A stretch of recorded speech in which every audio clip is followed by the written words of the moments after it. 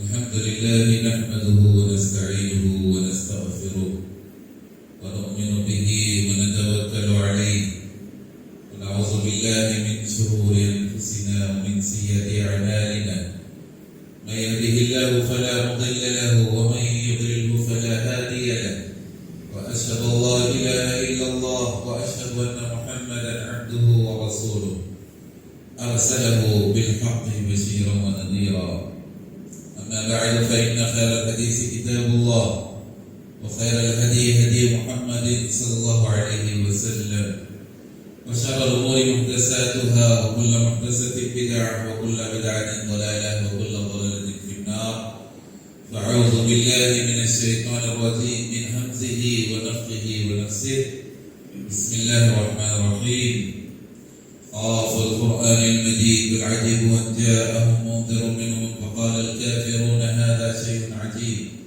أإذا متنا وكنا ترابا ذلك رجع بعيد قد علمنا ما تنقص الأرض منهم وعندنا كتاب حفيظ بل كذبوا بالحق لما جاءهم فهم في أمر مريج أفلم ينظروا إلى السماء فوقهم كيف بنيناها وزيناها وما لها من فروج والأرض مددناها وألقينا فيها رواسي وأنبتنا فيها من كل زوج بهيج تبصرة وذكرى لكل عبد منيب ونزلنا من السماء ماء مباركا فأنبتنا به جنات وحب الحصيد والنخل باسقات لها تلع نضيد رزقا للعباد وأحيينا به بلدة ميتا كذلك الخروج وقال تعالى في موضع آخر بسم الله الرحمن الرحيم يا أيها الذين آمنوا اتقوا الله حق تقاته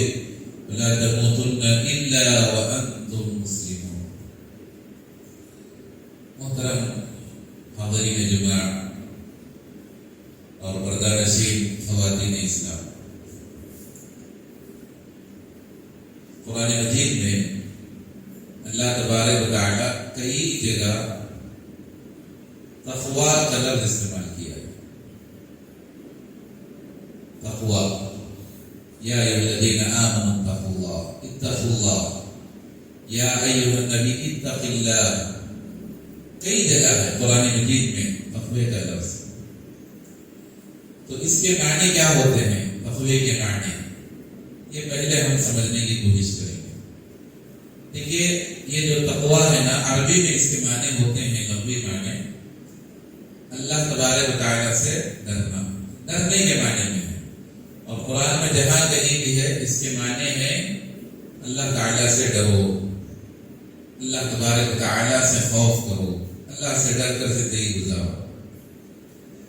اور ایک بہت ہی مشہور صحابی ہیں، انہوں نے اس کا ڈیفینیشن جو ہے بڑا بہترین انہوں نے ذکر کیا ہے. وہ صحابی ہیں حضرت ابی بن کعب رضی اللہ عنہ، جن کو اللہ تبارک و تعالیٰ قرآن کا بڑا نالج دیا تھا، بہت علم تھا ان کے پاس.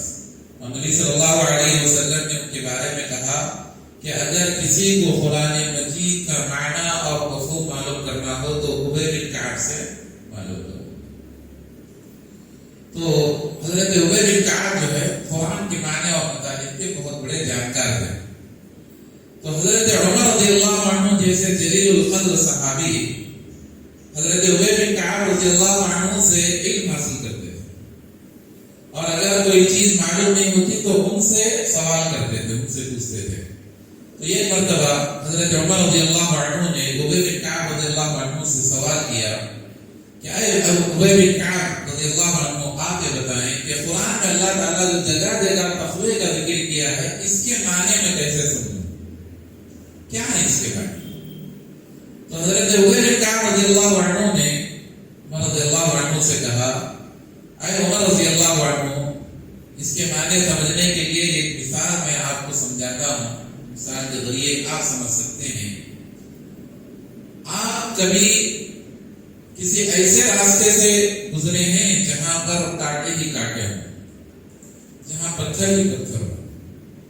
تو عمر رضی اللہ عنہ نے کہا ہاں کئی مرتبہ میں نے اسے راستے سے گزرا ہے جہاں کانٹے تھے. تو عبید بن کعب رضی اللہ عنہ نے حضرت عمر سے کہا پھر آپ کیسے گزرے وہاں سے؟ تو عمر رضی اللہ عنہ نے کہا کہ میں جو ہے بالکل جو ہے اپنی نگاہیں نیچے رکھا تھا، جہاں کانٹے ہیں وہاں میں نے اپنا قدم نہیں رکھا، اور اپنے آپ کو میں بچا بچا کر کے اپنے پیروں کو بچایا، اپنے جسم کو بچایا، اپنے کپڑوں کو بچایا، بچا کر کے میں وہاں سے نکلنے کی کوشش کیا۔ تو حضرت عبید بن کعب رضی اللہ عنہ کہتے ہیں کہ اے عمر رضی اللہ عنہ، دیکھو تقویٰ اسی کا نام ہے۔ تقویٰ یہ ہے کہ آپ جو ہے دنیا کے اندر اپنے آپ کو گناہوں سے بچا کر کے زندگی گزارو۔ یہاں دنیا کے اندر بہت سارے گناہ ہیں، وہ کانٹے ہیں آپ کے لیے۔ دنیا کے اندر گناہ کے کام وہ کانٹے ہیں، اور آپ کو جو ہے دنیا میں ان کانٹوں سے بچ کر کے زندگی گزارنا ہے۔ دنیا کے کانٹے کیا ہیں؟ گناہ۔ آدمی کو چاہیے کہ جگہ جگہ قدم قدم پر آج کل کیا ہے؟ گناہ ہی گناہ ہے۔ ایک ایمان والا، ایک مسلمان، اس کی یہ ذمہ داری بنتی ہے کہ وہ اپنے آپ کو، اپنے دامن کو، اپنی ذات کو، اپنی شخصیت کو گناہ سے بچا کر کے زندگی گزار لے، اور اللہ تبارک و تعالیٰ کی اطاعت اور فرمانبرداری میں اپنے آپ کو لگا دے۔ اسی کو جو ہے تقویٰ بولا جاتا ہے۔ میرے بھائیو، یہ سمجھنے کے لیے تقویٰ بڑی بہترین مثال ہے۔ اکثر مفسرین نے اس مثال کو ذکر کیا ہے۔ میرے بھائیو، تقویٰ کے معنی ہمیں معلوم ہو گئے۔ اللہ تبارک و تعالیٰ قرآن میں خود اللہ کے نبی سے کہا، اے اللہ کے نبی صلی اللہ علیہ وسلم، آپ تقویٰ اختیار کریں۔ اللہ کے نبی سے اللہ نے کہا، یا ایھا النبی اتق اللہ، اے اللہ کے نبی صلی اللہ علیہ وسلم، آپ تقوی کی زندگی گزاریں۔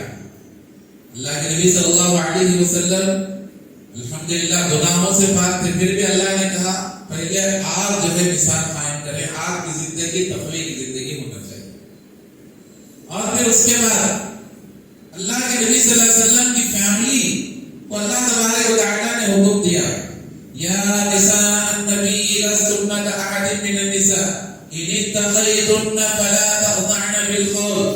اے نبی صلی اللہ علیہ وسلم کی فیملی، دیکھو تم سارے دنیا کے لیے رول ماڈل بننا۔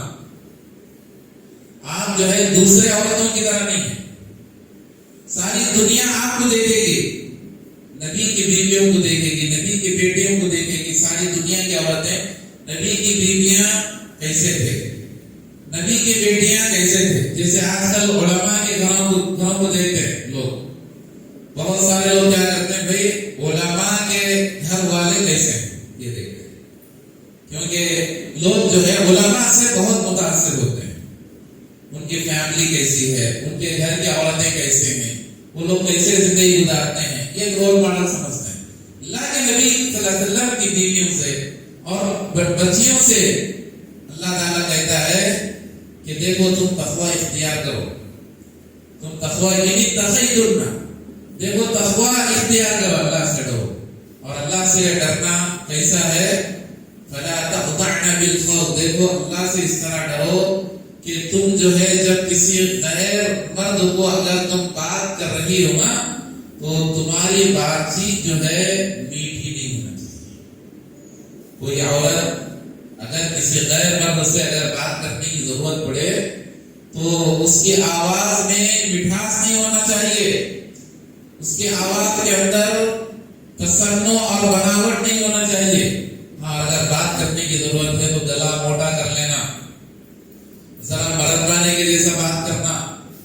عورتیں اگر غیر سے بات کرنا چاہیں آواز موٹی کر لینا، اور تھوڑا جو ہے آواز میں جو ہے سختی لانے کی کوشش کرنا، اللہ تعالیٰ وہ کرتی ہے۔ تو اللہ نے دیکھو اللہ کے نبی سے کہا تقویٰ اختیار کرو، نبی صلی اللہ علیہ وسلم کے فیملی سے اللہ نے کہا تقویٰ اختیار کرو، اور اہل ایمان سے، ایمان والے یعنی دنیا کے جتنے مسلمان ہیں، جتنے ایمان والے ہیں جو اللہ اور اس کے رسول پہ ایمان رکھتے ہیں، اللہ تبارک و تعالیٰ جگہ جگہ پر ان سے بھی کہا، یا ایھا الذین آمنوا اتقوا اللہ حق تقاتہ، اے ایمان ایمان والو اللہ سے ڈرو جیسا کہ ڈرنے کا حق ہے. ولا تموتن الا وانتم مسلمون. دیکھو تمہاری موت اسلام پہ ہونا چاہیے. تمہاری موت مسلمان بن کر کے مرو, کلمے کی موت مرو.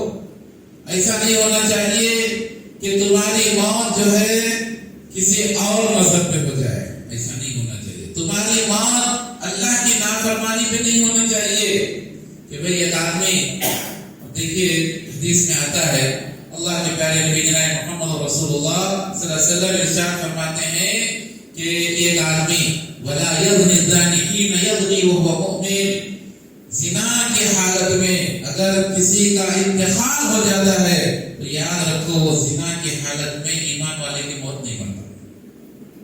اللہ کیا بول رہا, فلا تموتن الا وانتم مسلمون. ایمان والے کی موت مرو, مسلمان کی موت مرو. ایک زانی وہ ایمان والے کی موت نہیں مر سکتا. ایک شراب پینے والا وہ ایمان والے کی موت نہیں مر سکتا. اسی طرح ایک چوری کرنے والا آدمی جب وہ چوری کرتا ہے ایمان نہیں رہتا اس کے دل میں. اسی حالت میں اگر اس کی موت اگر واقع ہو گئی تو کیا ہوگا, وہ ایمان والے کی حالت میں نہیں مرے گا بلکہ وہ جو ہے غیر ایمان والے کی حالت میں مرے گا. اسی لیے میرے بھائیوں ہمیں ہر حال میں اللہ تبارک و تعالیٰ سے ڈرنا چاہیے اور یہ فکر ہمارے اندر لاحق ہونا چاہیے کہ بھئی پتہ نہیں کہ ہماری زندگی کا کون سا لمحہ آخری لمحہ ہو. اسی لیے گناہوں سے پاک ہو کر کے اپنے آپ کو اللہ کی اطاعت اور فرما برداری, نماز, روزہ, اطاعت, اللہ کے احکام پہ چلنے والے اور نبی صلی اللہ علیہ وسلم کی حدیثوں پہ عمل کرنے والے ایسی زندگی ہم سب کو گزارنے کی کوشش کرنا چاہیے. میرے بھائیوں اب چلیے تقویٰ, یہ جو تقویٰ ابھی تک میں نے جو آپ کے سامنے بولا کہ اللہ تعالیٰ جگہ جگہ ہمیں تقویٰ اختیار کرنے کا حکم دیا ہے, آج میں آپ کے سامنے چند ایسی مثالیں ذکر کروں گا تقویٰ کے تعلق سے کہ وہاں پر جو ہے اللہ سے ڈرنا ہمارے لیے ضروری ہے.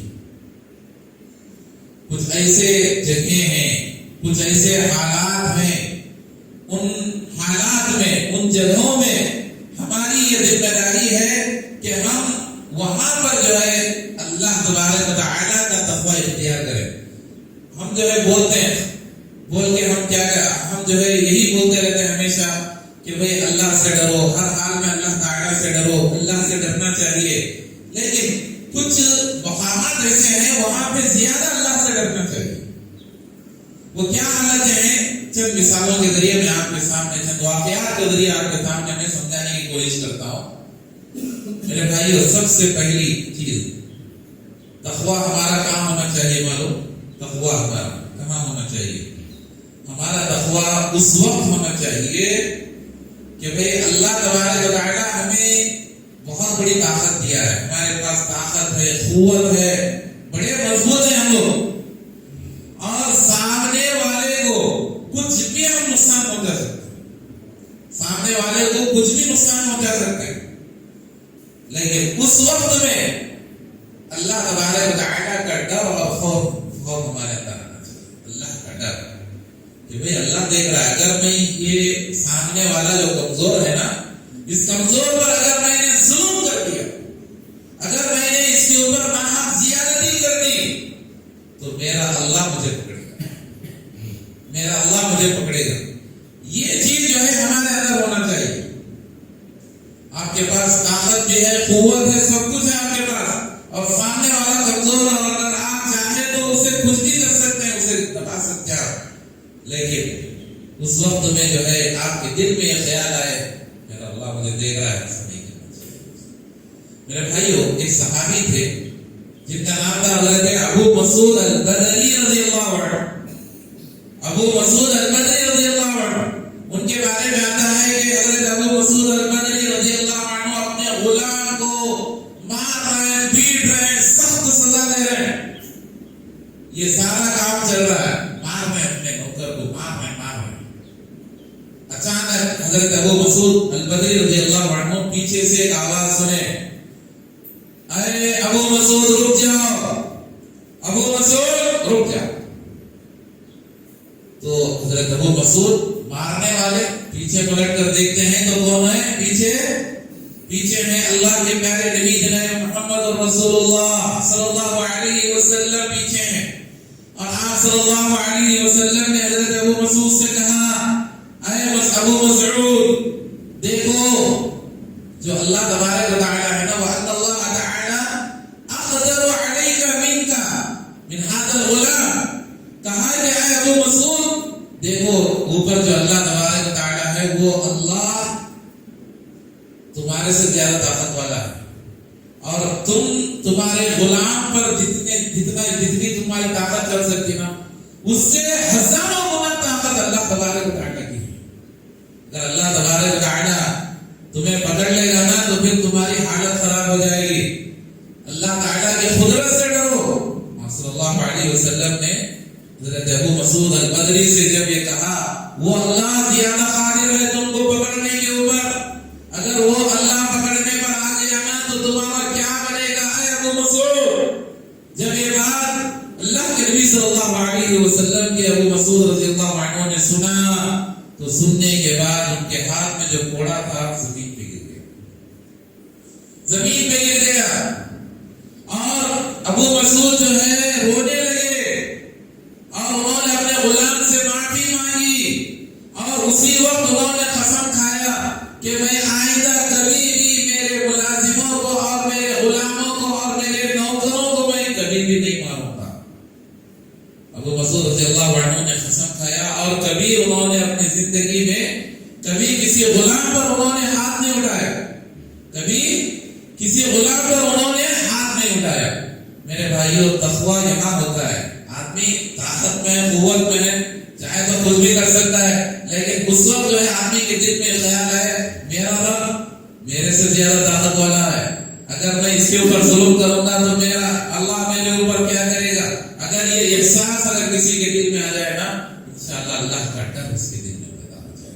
یہ چیز ہمارے اندر پیدا کرنے کی ضرورت ہے. اسی طرح میرے بھائیوں آج دیکھیے حرام بہت زیادہ پھیل رہا ہے ہمارے معاشرے کے اندر.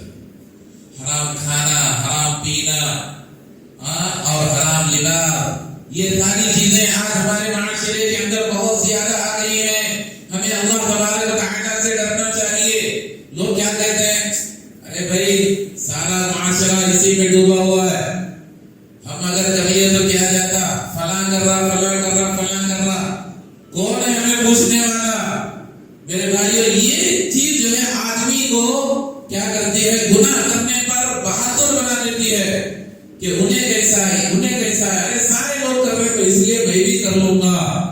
میرے بھائیو یہ چیز جو ہے یہ آدمی کو گناہوں کے قریب لے جاتی ہے. ایسے حالات میں جہاں پر جو ہے گناہ ہی گناہ ہو رہے جہاں پہ حرام ہی حرام چل رہا وہاں پہ جو ہے اللہ سے ڈر کر کے حرام سے روکنا چاہیے.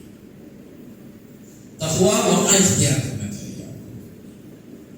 کیا ہوا مدینے کے اندر مدینے میں شراب جو حرام کی گئی نا اللہ تبارک و تعالی ڈائریکٹ حکم نازل نہیں کرے شراب کے تعلق سے. اللہ تعالی پہلے کیا کہا شراب کے تعلق سے کہ اے لوگوں دیکھو شراب یہ اچھی چیز نہیں ہے رک جاؤ حرام نہیں کیا. پھر بعد میں اللہ تعالی ایک اور حکم نازل کیا. کیا حکم نازل کیا دیکھو نماز پڑھنے کے لیے جب آتے نا شراب پی کے نہیں آنا. دوسرا حکم اور پھر اس کے بعد تیسرا حکم نازل ہوا. اللہ نے کہا کہ آج سے میں شراب حرام کرتا ہوں. حضرت انس بن مالک رضی اللہ عنہ کہتے ہیں کہ ہمارے گھر میں میرے ابا تھے ابو طلحہ اور ان کے سارے دوست تھے یہ سارے کے سارے شراب پینے کے لیے جمع ہوئے ایک جگہ میرے گھر میں جمع ہوئے اور میں جو ہے سارے لوگوں کو شراب پلا رہا تھا.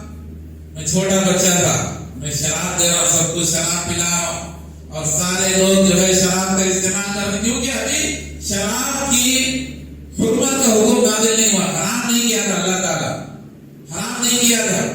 تو شراب پی رہے بیٹھ کر کے مدینے میں صحابہ کرام ایک گھر میں بیٹھ کر کے شراب پی رہے ہیں. ابو طلحہ رضی اللہ عنہ شراب پی رہے ہیں پلانے والے خود ان کے بیٹے انس رضی اللہ عنہ شراب پلا رہے ہیں اور جم کر کے شراب پی رہے ہیں. اسی درمیان ایسا ہوا کہ مدینے کے گلیوں میں آواز لگاتے ہوئے مدینے کے گلیوں میں گھوم رہا تھا اور اس نے یہ آواز لگائی، کہا کہ اے لوگوں، ابھی اللہ تبارک و تعالیٰ کی طرف سے شراب کی حرام ہونے کی آیت نازل ہوئی ہے، لہذا سارے کے سارے لوگ شراب سے رک جاؤ۔ حکم نازل ہو گیا مدینے کے اندر۔ حضرت انس رضی اللہ عنہ کہتے ہیں جیسے ہی یہ حکم نازل ہوا، میں جو ہے شراب پلا رہا تھا، میں رک گیا۔ میرے ابا نے کہا کہ اے بیٹے رک جاؤ، نہیں پلانا کسی کو، حکم نازل ہو گیا ہے، شراب حرام ہے۔ اب اس کے بعد سارے کے سارے لوگ جو ہے وہ رک گئے، اور جتنی شراب گلاسوں میں تھی یا کسی جو ہے برتن میں رکھی ہوئی تھی، وہ ساری کی ساری شراب لے جا کر کے میں باہر اس کو پھینک دیا اور برتنوں کو توڑ دیا گیا۔ اور میں کیا دیکھتا ہوں کہ مدینے کے گلیوں میں ہر گھر سے جو ہے شراب پھینکی جا رہی، شراب پھینکی جا رہی۔ اور اس دن حالانکہ بارش نہیں نازل ہوا تھا، بارش نہیں آیا تھا، لیکن پھر بھی نالوں کے اندر پانی بہ رہا تھا، یعنی شراب بہ رہی تھی۔ دیکھو، اور اس کے بعد حضرت انس کہتے ہیں میں دیکھا کوئی وضو بنا رہا ہے، کوئی غسل کر رہا ہے، بدبو ختم کرنے کے لیے کوئی جو ہے خوشبو کھا رہا ہے، کپڑوں پہ شراب لگی تھی تو کوئی خوشبو لگا رہا ہے۔ میں نے یہ منظر دیکھا۔ حضرت انس بن مالک رضی اللہ عنہ بیان کرتے ہیں، میرے بھائیوں بتانے کا مقصد کیا ہے؟ دیکھو ہمارے صحابہ کیسے تھے۔ یہ چیز جو حرام ہو گئی نا، حرام ہو گئی یہ چیز، معلوم ہو گیا کہ یہ چیز حرام ہے، اب اس کے قریب جو ہے ہمارے صحابہ نہیں جاتے تھے، یہ چیز ہمارے اندر میں ہونا چاہیے۔ لیکن آج ہمارے لوگوں کا مسئلہ کیا ہے؟ یہ تو جو ہے لوگ حرام میں جانے کی کوشش کرتے ہیں، راستے ڈھونڈتے رہتے ہیں کہ بھئی حرام میں کیسے جایا جائے، کیسے حرام جو ہے طریقے اپنائے جائیں۔ بہت سارے لوگ جو ہے راستے ڈھونڈتے رہتے ہیں کہ کیسے جو ہے حرام کو اپنایا جائے، کیسے حرام کیا جائے۔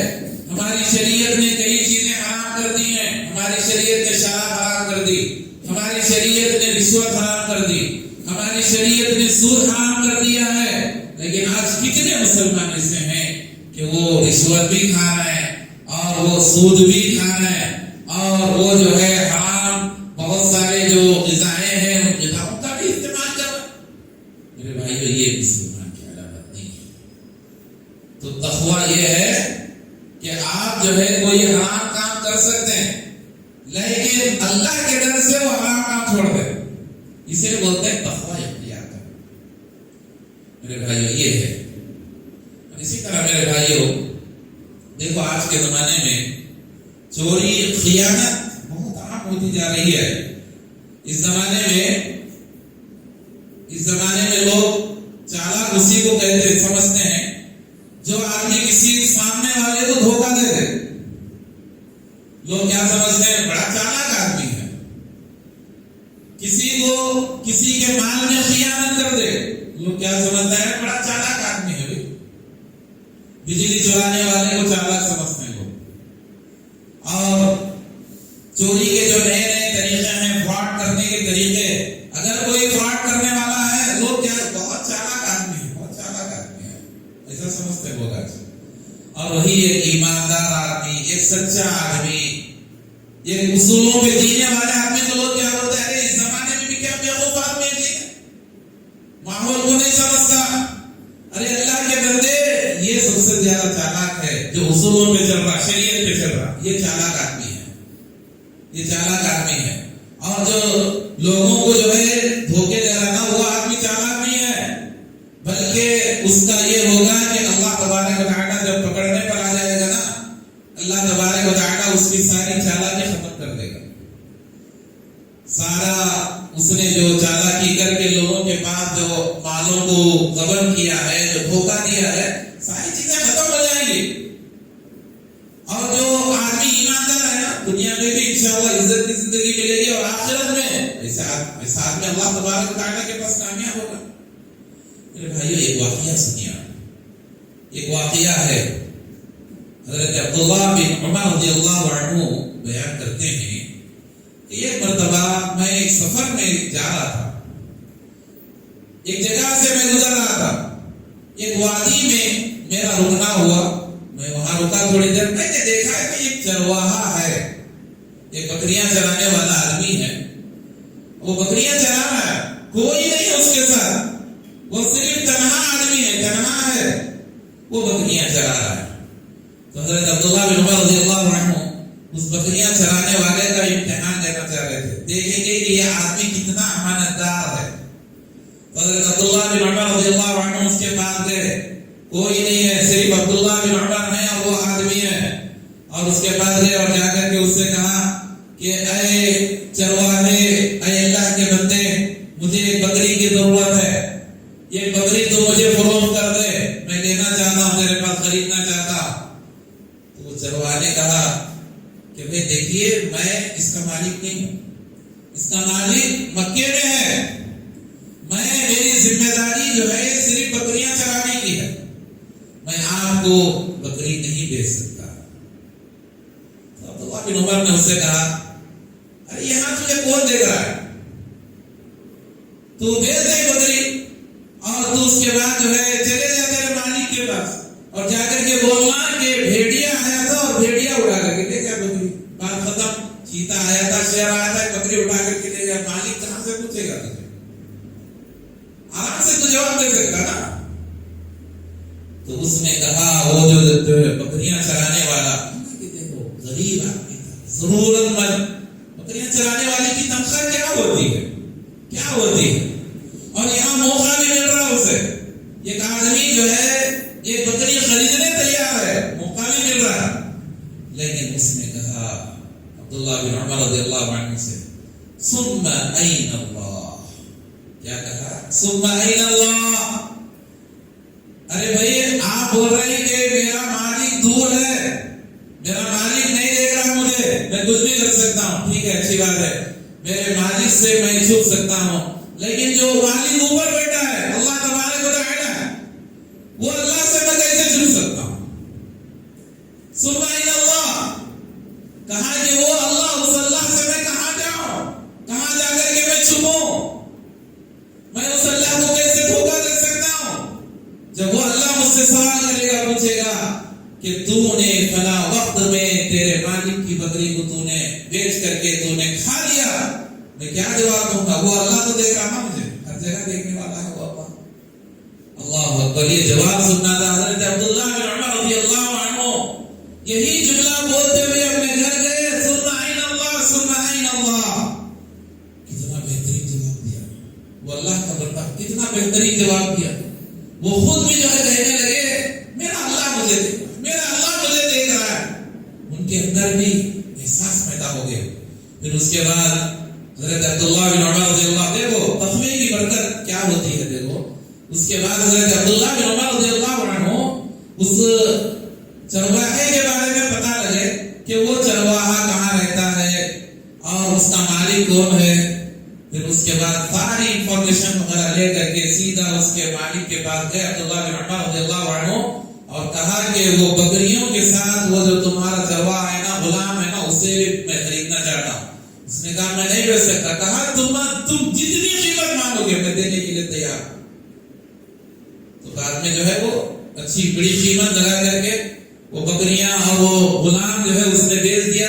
پھر حضرت عبداللہ بن عمر اس کے پاس آیا اور آ کر کے کہا اے اللہ کے بندے، میں نے تجھے آزاد کر لیا ہے اور یہ بکریاں بھی میں نے آزاد کر لیا ہے، خرید لیا ہے تیرے لیے، آج سے جو ہے تو اس کا مالک ہے اور میں اللہ تبارک و تعالیٰ کے لیے تجھے میں آزاد کرتا ہوں، یہ ساری بکریاں بھی میں تیرے لیے صدقہ کرتا ہوں۔ یہ ہے تقویٰ کی برکت میرے بھائیوں۔ دیکھیے یہ سچائی کا بدلہ، ایک سچائی کی نعمت، اللہ تبارک و تعالیٰ کتنی بڑی نعمت دے دیا وہ چرواہے کو، ماشاءاللہ میرے بھائیوں۔ یہ ہے تقویٰ۔ تو جہاں پہ جو ہے موقع بھی ہے، جہاں موقع ہے، سب کچھ ہے، فرصت ہے، لیکن پھر بھی اللہ تبارک و تعالیٰ سے ڈرا جائے، اسے بولتے ہیں تقویٰ اختیار۔ میرے بھائیوں آج کل ہم دیکھ رہے ہیں کہ ہر جگہ برائیاں عام ہوتی جا رہے ہیں، برائیاں عام ہوتی جا رہے ہیں ہر جگہ پر۔ آج ہمارے نوجوان بچے اور بچیاں یہ زنا کے لیے تلاش میں نکل رہے ہیں کہ کون لڑکی مجھے مل جائے یا کون لڑکا مجھے تاکہ جو ہے میں میری خواہش اور میری حوث کو جو ہے پورا کر سکوں. یہ آج ماحول ہے. لوگوں کا ماحول تو آج ایسا ہی ہے نا کہ آج ہر طرف جو ہے برائیاں عام ہوتی جا رہے ہیں. برائیاں عام ہوتی جا رہی ہیں. لیکن میرے بھائیو ایک ایمان والا اس کی زندگی کیسے ہونا معلوم؟ خاص طور پہ اس معاملے میں شہوت کے معاملے میں اور اسی طرح زنا کے معاملے میں بدکاری کے معاملے میں اللہ تعالیٰ سے ڈرنا چاہیے. نوجوانوں اللہ سے ڈرنا چاہیے. اور اگر کوئی نوجوان اللہ تبارک و تعالیٰ سے اگر ڈرتا ہے اللہ تعالیٰ اسے کتنا بڑا اجر دے گا معلوم؟ قیامت کے دن 7 لوگ ایسے ہیں سبعۃ یظلھم اللہ یوم لا ظل الا ظلہ. قیامت کے دن جب کہ سورج ہمارے سر کے اوپر رہے گا. کتنا اوپر رہے گا؟ 1 میل کے برابر. 1 میل جو ہے 1 سوئی کے برابر.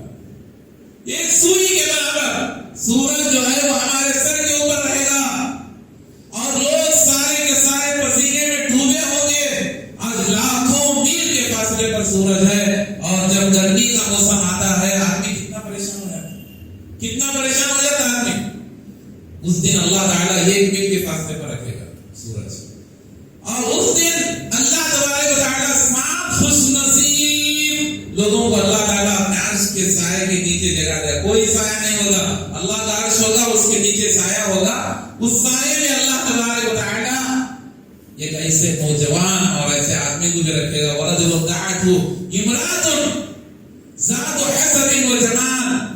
ایک ایسا نوجوان بھی اللہ کے عرش کے سائے کے نیچے ہوگا کہ ایک عورت دنیا میں اس کو کیسے ہوگا؟ حدیث میں کیا ہے معلوم؟ ذات حسن و جمال. خوبصورت بھی ہے مالدار بھی ہے.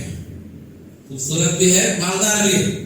وہ عورت جو ہے زنا کی دعوت دے رہی ہے اس آدمی کو اور یہ آدمی کیا بول رہا؟ انی اخاف اللہ رب العالمین.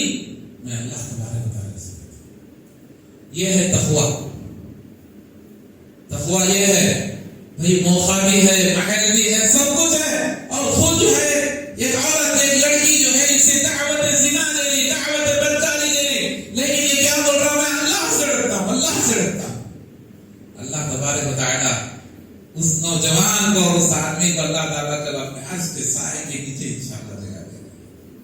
میرے بھائیو یہ ہے تقویٰ. حضرت یوسف علیہ السلام کے بارے میں آپ نے سنا. حضرت یوسف علیہ السلام عزیز مصر کی بیوی نہایت خوبصورت اور عزیز مصر یعنی بادشاہ کے برابر اس کی بیوی نے حضرت یوسف علیہ السلام کو دعوت زنا دیا. بل کمرے میں دونوں ہوئی دی دعوت زنا دیا. یوسف علیہ السلام نے اس موقع پر کیا کہا؟ یوسف علیہ السلام نے کہا انی اخاف اللہ رب العالمین. میں اللہ تبارک و تعالیٰ سے ڈرتا ہوں. میں یہ بری حرکت نہیں کر سکتا تمہارے ساتھ. لیکن وہ اتنی جو ہے اتنا زیادہ مائل ہو گئی تھی یوسف علیہ السلام کے ساتھ کہ اس نے جو ہے یوسف علیہ السلام کا پیچھے سے کرتا پکڑ کر کے کھینچا دعوت دیا پھٹ گیا پیچھے سے. اور جب انہوں نے پوری طرح انکار کر دیا تو چلانے لگی اور بولنے لگی کہ دیکھو یوسف میرے ساتھ زیادتی کرنا چاہتا ہے. یوسف علیہ السلام نے کہا ارے میں کہاں زیادتی کرنے والا ہوں تیرے ساتھ.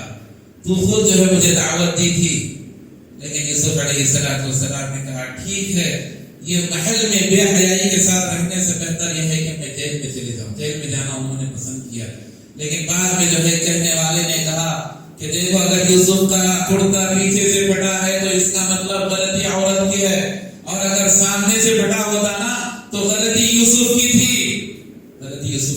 لوگوں نے جان لیا تھا. لیکن مصر کا بادشاہ ہے کون اس کے خلاف بول سکتا ہے؟ مصر کے بادشاہ کی بیوی کے خلاف کون بول سکتا ہے؟ یوسف علیہ السلام چلے گئے جیل میں اور چند دن وہاں رہے. پھر اللہ تعالیٰ بہت بڑی عزت کے ساتھ اللہ تبارک و تعالیٰ کو وہاں سے رہا کیا. میرے بھائیو بتانے کا مقصد کیا ہے؟ دیکھو ہمارے نوجوانوں کا کردار ایسا ہونا. ہمارے نوجوان وہ جو ہے عزت کی زندگی گزارنا اللہ سے ڈر کر کے زندگی گزارنا. ایسا نہیں ہونا چاہیے کہ ہمارے نوجوان جو ہے وہ لڑکیوں کے پیچھے بھاگ رہے ہیں فیس بک میں جو ہے دوستیاں کر رہے ہیں چیٹنگ کر رہے ہیں یہ کر رہے ہیں وہ کر رہے ہیں. نہیں یہ چیز نہیں ہے. اللہ کا ڈر اختیار. میرے بھائیو آج کل چوریاں بہت عام ہوتی جا رہی ہیں. یہ واقعہ میں بیان کر کے اپنی بات ختم کرتا ہوں. چوریاں بہت عام. بھائی جو آدمی جس کا ذمہ دار ہے وہی سب سے بڑا چور بن جاتا ہے. جو آدمی جس کا ذمہ دار ہے وہی سب سے بڑا چور. آج آپ دیکھیے امانت دار خادم کہاں ہے؟ کہاں مل رہا ہے امانت دار خادم؟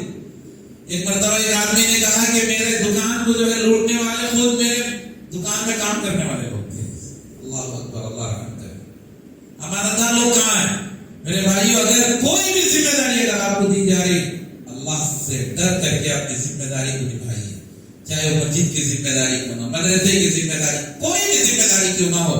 کسی دکان میں آپ کام کر رہے ہیں، وہ ذمہ داری امانت داری سے آپ جو ہے ادا کرنا چاہیے. اللہ کا ڈر، خوف، ہزاروں کے پیسے رہیں گے وہاں پہ نہیں اٹھانا ہے.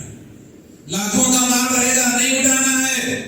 چلیے ایک واقعہ میں آپ کے سامنے ذکر کرتا ہوں. حضرت عبداللہ بن مبارک رحمہ اللہ کا واقعہ ہے. عبداللہ بن مبارک جو ہے یہ بہت ہی شریف آدمی تھے، بڑے متقی پرہیزگار اللہ والے آدمی تھے. مبارک وہ ایک آدمی کے پاس جو ہے باغیچے میں کام کرتے تھے. اس آدمی کا تھا نام تھا نوح.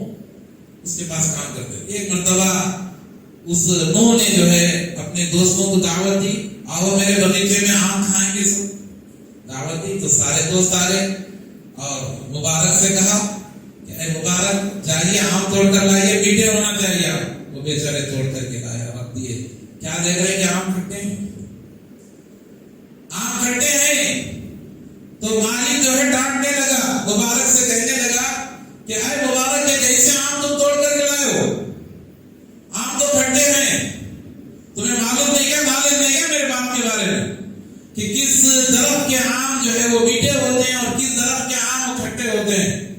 تو مبارک نے کہا کہ اے مالک مجھے کیسے اندازہ ہو سکتا ہے؟ واللہ میں نے آج تک آپ کے باپ سے یہ آم بھی میں نے نہیں کھایا.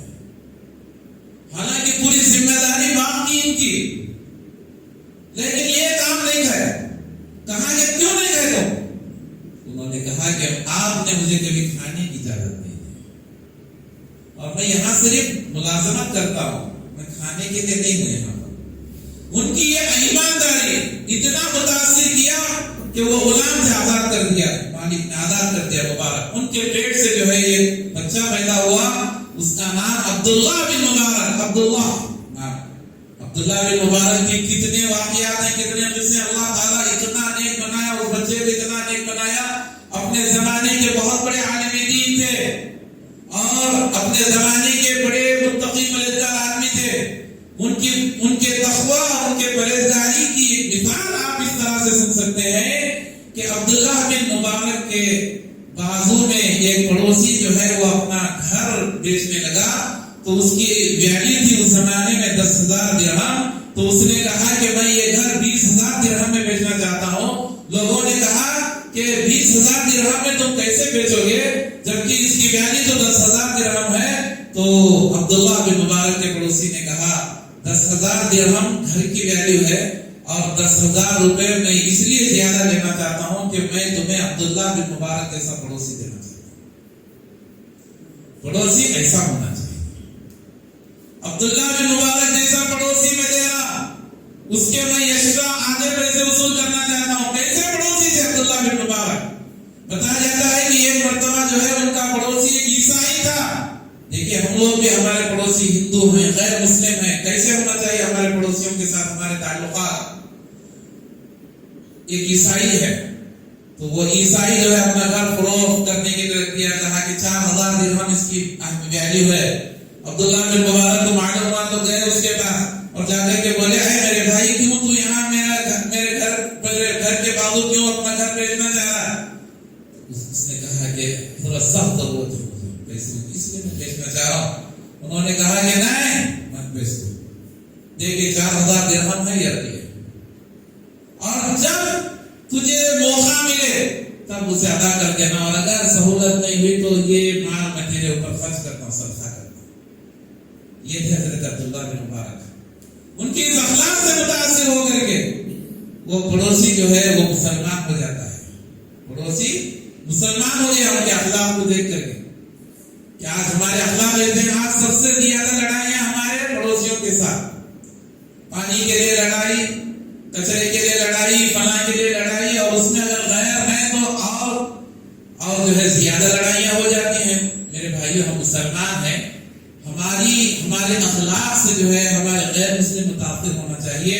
وہ یہ کہیں کہ بھائی اگر کسی کے پڑوس میں ہمیں رہنا ہے تو مسلمان کے پڑوس میں رہنا، یہ چیز ہمیں جو ہے اختیار کرنا چاہیے۔ بہرحال میرے بھائیو، دیکھو بہت سارے پہلو ہیں تقوی کے، بہت سارے پہلو ہیں۔ تو دیکھیے آج کے معاشرے کے حساب سے میں نے چند مثالیں آپ کے سامنے ذکر کی ہیں، آپ ضرور و ضرور ان مثالوں کو اپنے سامنے رکھیں اور اپنے آپ کو متقی بنانے کی کوشش کریں، متقی اور تقوی والی زندگی جو ہے آپ گزارنے کی کوشش کریں۔ کئی واقعے میں نے آپ کے سامنے ذکر کیے، وہ سارے واقعے اپنے دماغ میں بٹھائیں اور ہمارے جو اسلاف ہیں، ہمارے صحابہ، ہمارے تابعین، ہمارے تبع تابعین، ویسی زندگی جو ہے آپ گزارنے کی کوشش کریں۔ میں اللہ سے دعا کرتا ہوں کہ اللہ تبارک و تعالی ہم سب کو تقوی والی زندگی نصیب عطا فرمائے، ہر حال میں اللہ تبارک و تعالی سے ڈرنے کے اللہ تبارک و تعالی ہمیں توفیق نصیب عطا فرمائے۔ آمین۔ وآخر دعوانا الحمد